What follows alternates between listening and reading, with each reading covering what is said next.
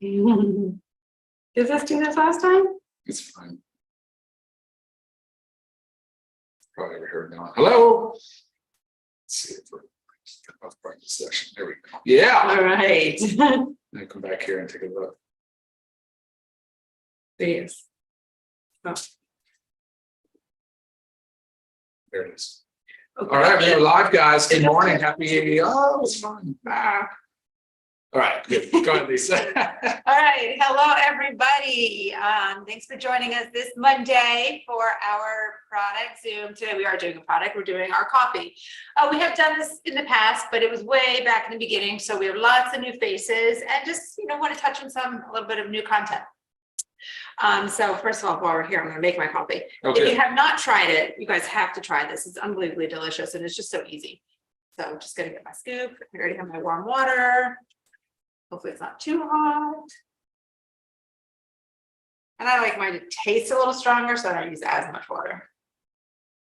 Mixer. Yeah, I get a lot of questions on how it tastes, and I keep telling people that it has all the same normal coffee characteristics and the botanicals and all the stuff that you come to expect from a normal cup of coffee. Too hot? I don't know yet. We'll burn your mouth and spit it out. No, it's great. All right, good deal. Yeah. Yeah, like Lisa said, we already did cup of coffee one time, but we wanted to come back to the topic. Go ahead, Lisa, you can kick it off. Yeah, so first I'm going to talk about the negative side of coffee.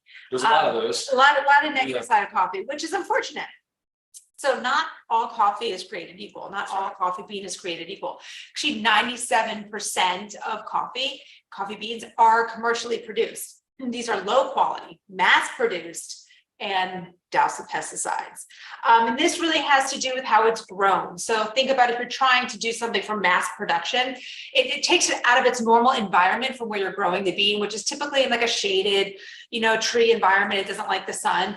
And it grows so nice organically there. But what happens when we go to mass produce, we have to bring it to the fields.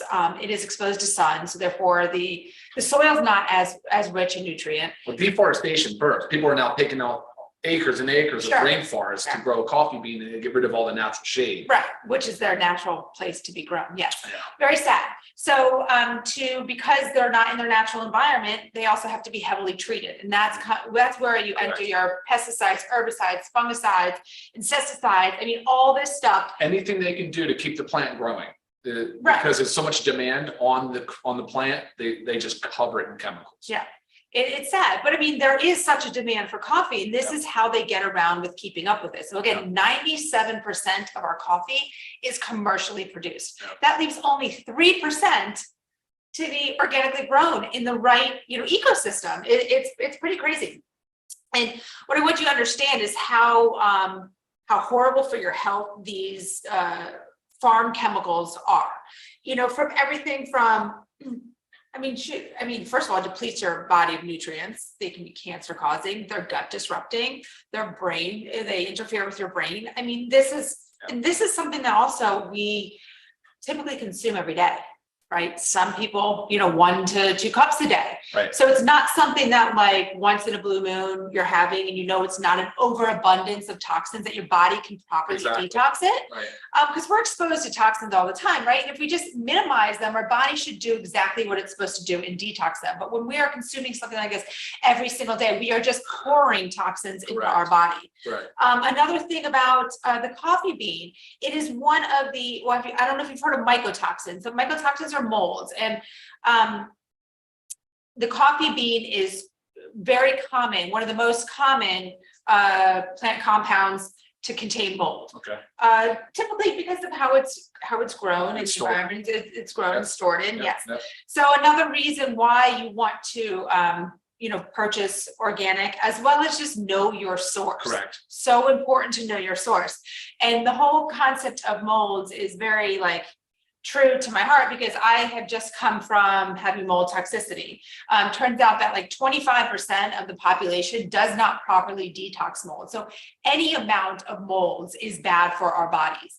And this is something that you probably sitting there thinking like it would never happen to you, same way that I was. But my symptoms, guys, were I had like joint pain, I had insomnia and night sweats, and I developed IBS out of nowhere. And hormonal dysfunction, dysregulation. Right. Yeah. And then I also wasn't absorbing any nutrients. Right. I mean, as healthy as I can be, it's like dumbfounding this can actually happen. Yeah. But it was a big eye opener.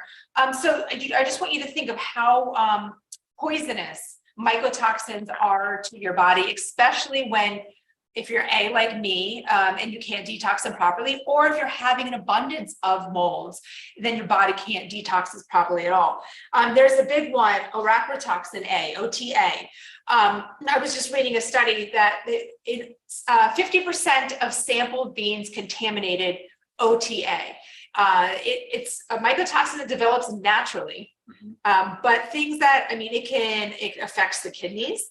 It is known by the US, it's considered a carcinogen. It's an immunosuppressant, keeps the body from healing, protecting itself from disease. That was in 50% of coffee beans tested.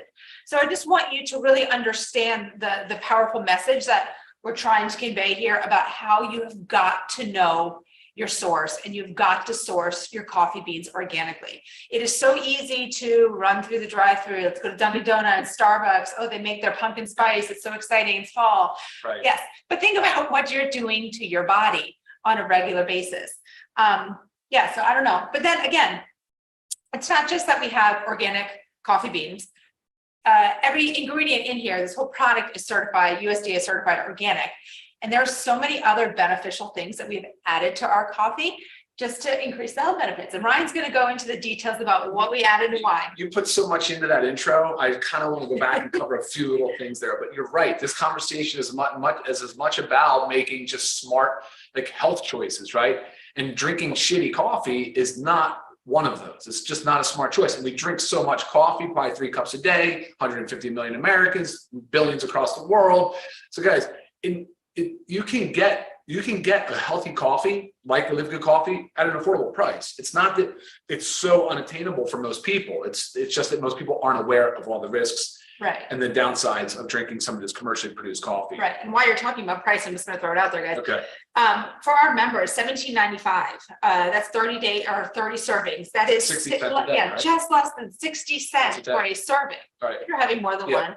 Now the average cup of coffee, going out and purchasing one, I'm just going to use Starbucks as an example again, because it's a very popular one, $5.89.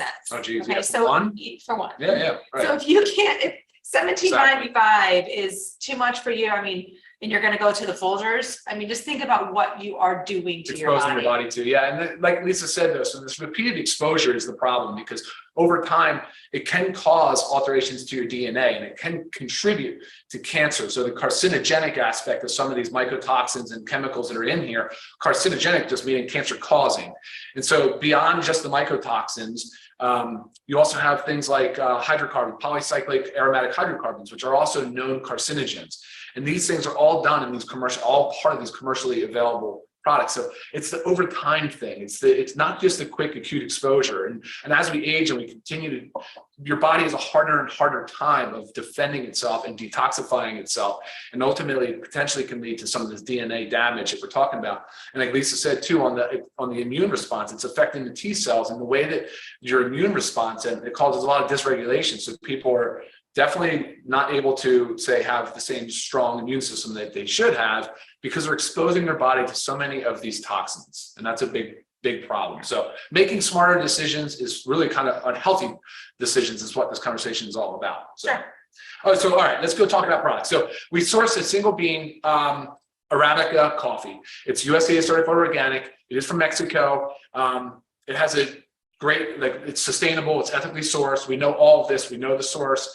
And then we wanted to enhance it. So we wanted to take the product up a notch. For a lot of people, caffeine can cause this sympathetic nervous system response, or what's known as like fight or flight. It's just feeling of tense and anxious feeling. So we said jitters and that. Yes, thank you. And so then we want to say, look, what's the best way to sort of soften that a little bit? And we think adding some adaptogenic mushrooms to the mix was the right answer. And it has been. The response has been overwhelmingly positive. The literature supporting the use of these adaptogenic mushrooms is awesome. There's a lot. So we're going to play a short video. Should we do that now? You want to do that now? Yeah. So our mushroom blend that we have added into our coffee is Peak O2, and it's a blend of six mushrooms. Cordyceps, reishi, which reishi is the Ganoderma, king trumpet, lion's mane, shiitake, turkey tail. So it's 1,000 milligrams. She said 1 gram of the blend of these.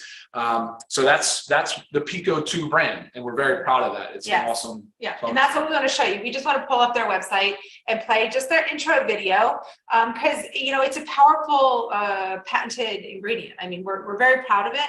So I have sent their website out to some of you guys that have emailed me and asked me certain questions about the Pico 2. So we're gonna. Yeah, let's do it. I'm gonna stream the video. It's about 1.5 minutes. It's very quick. So yeah, quick to the point. Yeah, we'll get that going here in just a sec. There we go. Hopefully the sound works.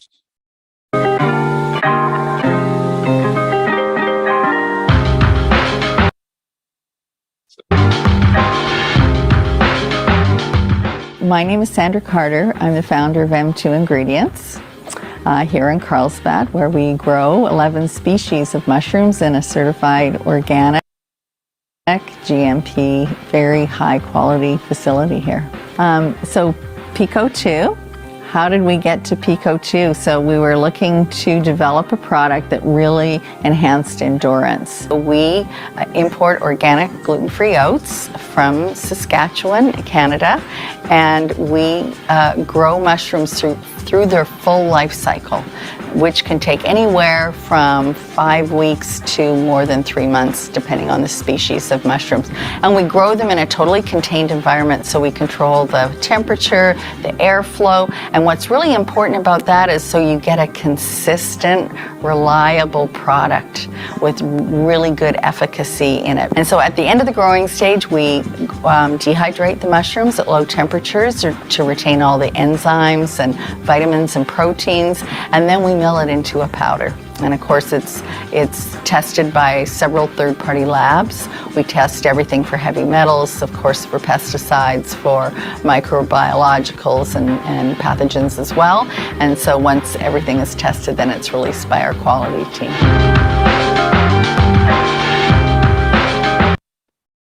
All right, guys, so we're back. So I think that's pretty informative. I think that's a lot of helpful information for people. Yeah, and again, it's just an ingredient that we are very proud of to have in our coffee. Yeah. And just in all, the healing power of mushrooms. Yeah, exactly. Okay.